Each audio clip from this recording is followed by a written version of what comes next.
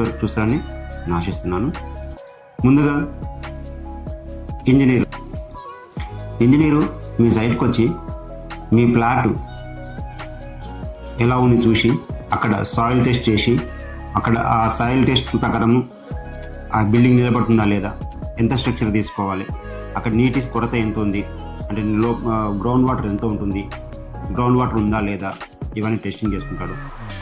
Plan వేసుకునేటప్పుడు మీకు ఎలాంటి అనుకూలంగా కావాలి, మీ ఇంటి ప్లాన్ వేయించుకుంటారు కదా, ఆ ప్లాన్ ఎలా కావాలి, ఏ విధంగా కావాలి, అంటే మీకు ఎక్కడ అంటే ఎన్ని బెడ్రూమ్లు కావాలి అనేదాన్ని చూపించుకోండి.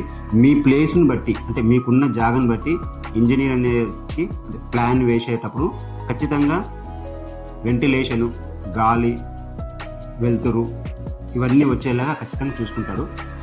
ఇవన్నీ చూస్తూ ప్లస్ మీకు వాస్తు ఉంటే వాస్తు మీద అనుభవంతో కూడా మీకు చేయిస్తారు. ఇది ముఖ్యంగా మీకు ఫస్ట్ మీరు చేయాల్సింది సాయిల్ టెస్ట్ చేయించుకోండి.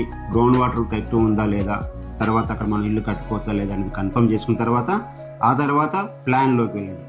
ప్లాన్లో మీకు ఎలాంటి కావాలి, ఫ్యూచర్లో మనం ఎన్ని ఫ్లోర్లు వేసుకుంటాము అనే దాని గురించి ఇప్పుడే డిసైడ్ అవ్వండి. ఒకవేళ మీరు ఇల్లు కట్టుకోవాలనుకున్నారు, ఇప్పుడు మీ బడ్జెట్ జస్ట్ మీకు అనుకూలంగా ఉంది, ఒక ఫ్లోరే వేసుకోవాలనుకుంటున్నాను, తర్వాత ఫ్యూచర్లో మీ పిల్లలు వేసుకోవచ్చు.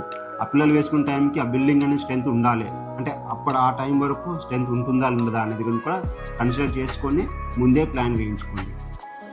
ముఖ్యంగా చెప్తున్నాను, మీరు ఖచ్చితంగా ప్లాన్ వేసుకునేటప్పుడు ఫ్యూచర్ ప్లాన్ ఆలోచించే వేసుకోండి.